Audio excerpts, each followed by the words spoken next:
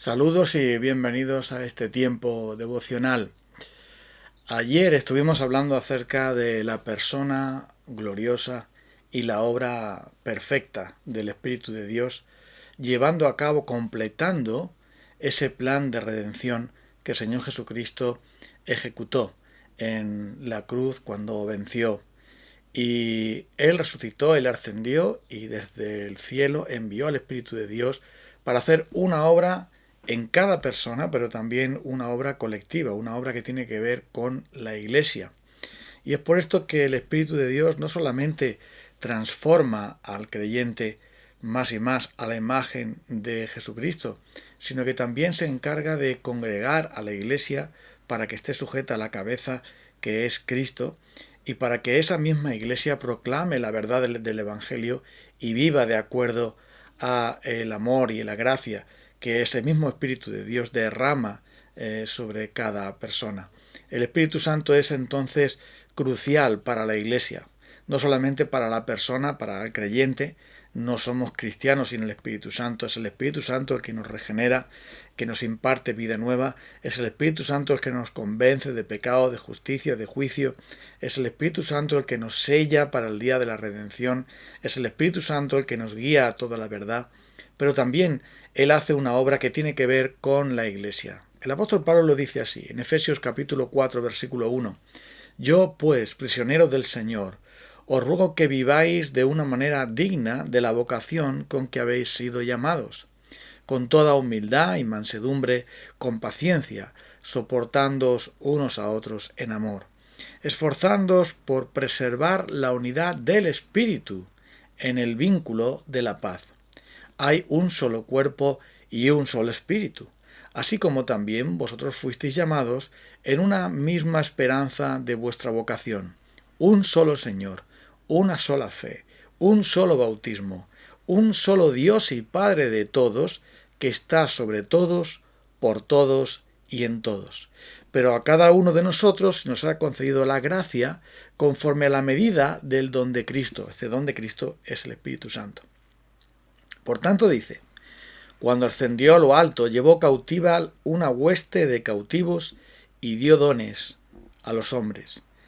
Esta expresión ascendió, ¿qué significa? Sino que Él también había descendido a las profundidades de la tierra. El que descendió es también el mismo que ascendió mucho más arriba de todos los cielos para poder llenarlo todo. Y Él dio a algunos el ser apóstoles, a otros profetas, a otros evangelistas, a otros pastores y maestros, a fin de capacitar a los santos para la obra del ministerio, para la edificación del cuerpo de Cristo, hasta que todos lleguemos a la unidad de la fe y del conocimiento pleno del Hijo de Dios, a la condición de un hombre maduro, a la medida de la estatura de la plenitud de Cristo, para que ya no seamos niños sacudidos por las olas y llevados de aquí por allá por todo viento de doctrina, por la astucia de los hombres, por las artimañas engañosas del error, sino que hablando la verdad en amor, crezcamos en todos los aspectos en aquel que es la cabeza, es decir, Cristo, de quien todo el cuerpo, estando bien ajustado y unido por la cohesión que las coyunturas proveen,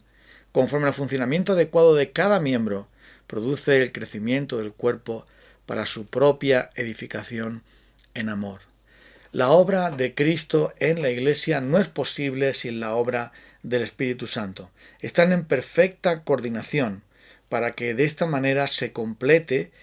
y se realice la obra que el Señor Jesucristo quiere hacer en su cuerpo, la Iglesia, y por medio de su cuerpo, la Iglesia. ¿Y la Iglesia quiénes son? La Iglesia es la congregación de aquellos que han nacido de nuevo, aquellos que por la gracia de Dios han sido llamados para formar parte de su Iglesia, las ovejas de Cristo, que oyen su voz y le siguen. Y es por eso que no es posible que que alguien sea miembro del cuerpo de Cristo sin el Espíritu Santo. Si alguno no tiene el Espíritu de Cristo, no es de él. Todos los que son guiados por el Espíritu de Dios, estos son hijos de Dios. Y aquellos que viven en la carne no pueden agradar a Dios, pero aquellos que viven en el Espíritu son los hijos de Dios. Estas expresiones que aparecen en Romanos 8 nos hacen ver que no es posible ser cristiano sin el Espíritu Santo, como hemos visto, y por lo tanto el Espíritu de Dios primero regenera, transforma, santifica, sigue obrando para imprimir el carácter de Cristo en cada cristiano particular, pero también lo une a la congregación, a la iglesia, al cuerpo de Cristo, para dándole dones y capacidad, poder, le manda entonces edificar a sus hermanos y servir proclamando su evangelio en adoración, en alabanza, en amor hacia su Salvador. El Señor congrega entonces a su iglesia por medio del Espíritu Santo. Y esto queda muy patente en el libro de los Hechos. Pero por si fuera poco, no solamente Él imparte dones según Él quiere, no solamente imparte oficios dentro de la iglesia, oficiales dentro de la iglesia para cuidar de ella, sino que también el Espíritu de Dios se encarga de proteger, de preservar la verdad del Evangelio en la iglesia. Esto es algo de vital importancia. Porque desde el minuto uno que la iglesia empieza, el pueblo de Dios empieza a definirse, a mostrarse claramente como la iglesia, ya desde el principio siempre ha habido pueblo de Dios, siempre ha habido una congregación de Dios, pero cuando empieza desde el día de Pentecostés a extenderse por todo el mundo el Evangelio, rápidamente empieza la mentira a fluir y las artimañas del diablo comienzan a tratar por todos los medios de destruir primero a los hijos de Dios, primero a los cristianos, a los apóstoles, a los profetas, a los creyentes con persecuciones terribles, pero también desde dentro, trayendo falsas doctrinas, tratando de corromper el Evangelio de Cristo para que las personas no crean y sean salvas. Es por eso que cuando se celebra, en Hechos capítulo 15 lo vemos, se celebra ese gran concilio en donde se tiene que definir la verdad del Evangelio que estaba siendo puesta a prueba por muchos engañadores, muchos falsos maestros, que decían que era necesario no solamente creer en Cristo, sino también guardar los mandamientos de la ley, ser circuncidados, es decir, obedecer los mandamientos de Dios para ser salvos. Entonces se es puesta en tela de juicio la verdad del Evangelio y la Iglesia se reúne y define esta verdad maravillosa de que solo por la gracia, solo por la fe en Cristo Jesús somos salvos, sin obras de la ley de ningún tipo, sin obediencias de ningún tipo, porque Cristo fue obediente por nosotros, obediente hasta la muerte y muerte de cruz. Pero la conclusión de ese concilio, la conclusión de esa gran asamblea de apóstoles, profetas, maestros, evangelistas y también pastores y creyentes, todos ellos dijeron: nos ha parecido bien al Espíritu Santo, que es el que gobierna la Iglesia en nombre de Cristo, al Espíritu Santo y a nosotros llegar a esta conclusión, y escriben la carta diciendo cómo se debe entonces seguir al Señor solamente por la fe, solamente por la gracia. Y es por esto que es el Espíritu Santo el que preserva la verdad del Evangelio, el que hace que se proclame la verdad del Evangelio mediante los dones, mediante las capacidades y también mediante guiar a la Iglesia a toda la verdad, enseñar, revelar y rescatar muchas veces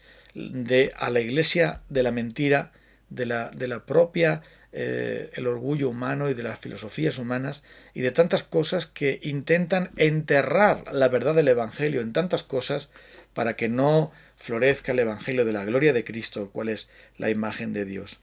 Y eso quiere decir que el Espíritu de Dios va a venir a rescatar a la Iglesia en donde quiera que esté. Es decir, nos va a venir a rescatar a nosotros y tantas veces lo ha hecho. Quizás no nos hemos dado cuenta, no somos conscientes de ello, pero cuando estamos en lo más profundo del pecado, revolcándonos en el pecado, o estamos en la más profunda equivocación en cuanto siguiendo errores y doctrinas de hombres que nos apartan más y más del Señor, o estamos seducidos por el mundo, creyendo que el brillo del dinero y los placeres y las cosas de la tierra nos van a dar satisfacción completa, cuando estamos engañados con estas cosas, lo traemos a la Iglesia y hacemos allí una especie de revoltijo terrible en el que la Iglesia se convierte en otra cosa que no es el cuerpo de Cristo, que no es el rebaño de Cristo, que no es el templo de Dios, que no es lo que debiera ser. Entonces el Espíritu de Dios trae reformas, trae luz nueva, trae convicción de pecado, de justicia y de juicio, y rescata a los creyentes del pecado de su orgullo, del pecado de la falsa doctrina, del pecado de seguir las corrientes del mundo, y los trae de nuevo a el Evangelio, a la fe verdadera, como lo hizo, lo leemos en Hechos de los Apóstoles, como lo leemos también en la historia de la Iglesia, en donde tantas ocasiones, por medio de los avivamientos tremendos que el Señor trajo, la Iglesia fue rescatada de su muerte, fue rescatada de esa doctrina terrible que conducía a las personas al moralismo, conducía a las personas a seguir una religión cualquiera que, aunque tuviese el nombre de evangélica, o tuviese el nombre de protestante, o tuviese el nombre de reformada, o de lo que fuera, ya no tenía nada del evangelio, sino que simplemente era una moralina de ser muy buenas personas, siguiendo los mandamientos divinos, entre comillas, apartándose por completo de las enseñanzas básicas de la palabra de Dios, que sólo la Escritura tiene autoridad, que sólo por medio de la fe somos salvos, que sólo por Cristo hay salvación, que sólo la gloria se la debemos a Dios, que es sólo por la gracia que nosotros podemos tener la vida eterna. Y esas cosas, cuando dejan de creerse en el corazón, cuando dejan de predicarse, cuando dejan de proclamarse al mundo, entonces la iglesia se marchita, la iglesia se pierde, la iglesia se diluye y tantos son apartados de seguir la verdad del Señor. Pero el Espíritu de Dios bondadosamente, no solamente una vez, sino todas las veces que sean necesarias, hace que nuevamente Cristo vuelva a brillar, el Evangelio vuelva a brillar en la iglesia por medio de movimientos cristianos, movimientos de grupos cristianos que hacen volver a la fe verdadera, restaurar el Evangelio tal como se predicó desde el siglo I, desde el minuto 1, o mejor dicho, desde la página 1 de la Biblia, en donde se promete, o la página 2 o 3, que se promete el Evangelio para todos aquellos que estamos perdidos. Entonces el Espíritu Santo es aquel que se ocupa de preservar la iglesia. Y si no fuera por la acción del Espíritu Santo, ya hace mucho tiempo que no habría ningún tipo de iglesia. Porque el pecado nuestro nos lleva a apartarnos tanto del Señor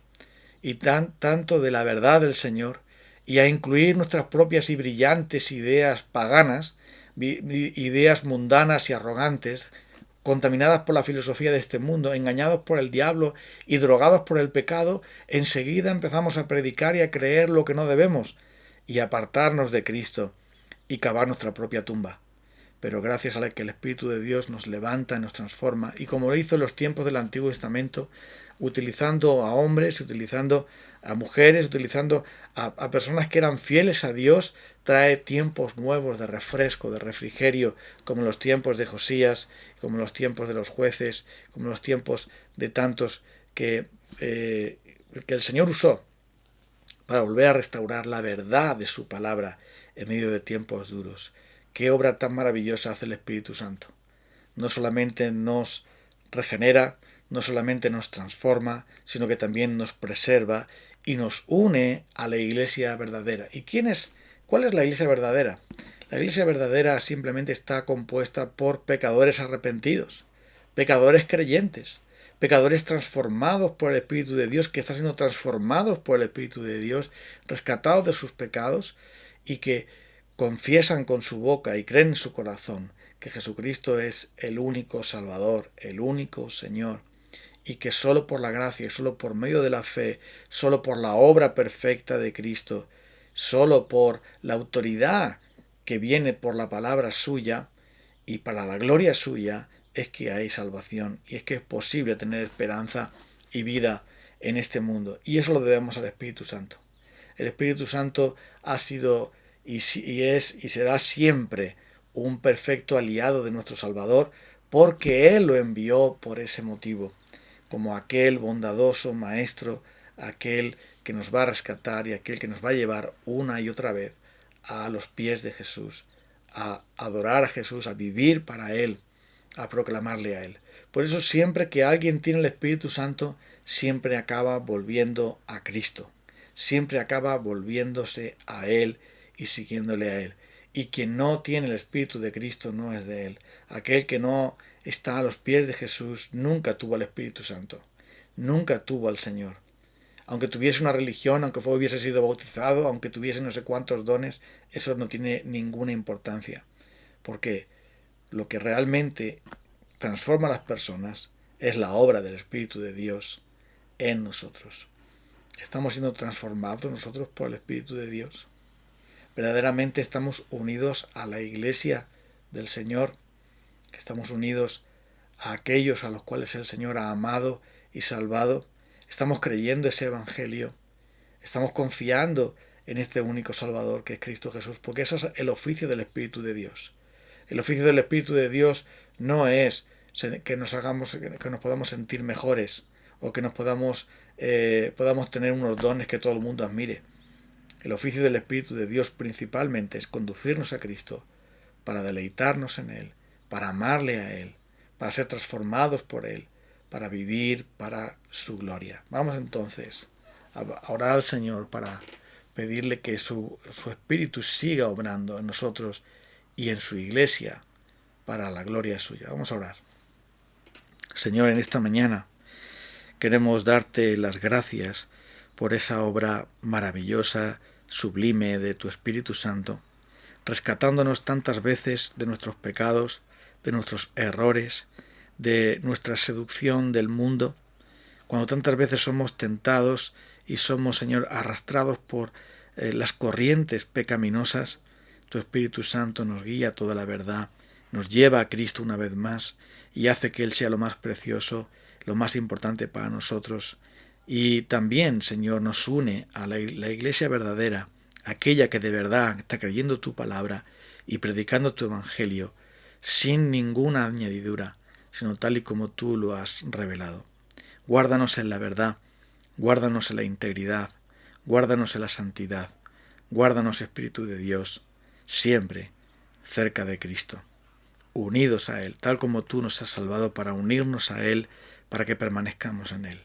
En el nombre de Cristo te pedimos estos favores. Amén. Pues nos vamos a encontrar el día de mañana, si Dios quiere, que el Señor nos cuide y nos bendiga a cada uno, siempre. Hasta pronto.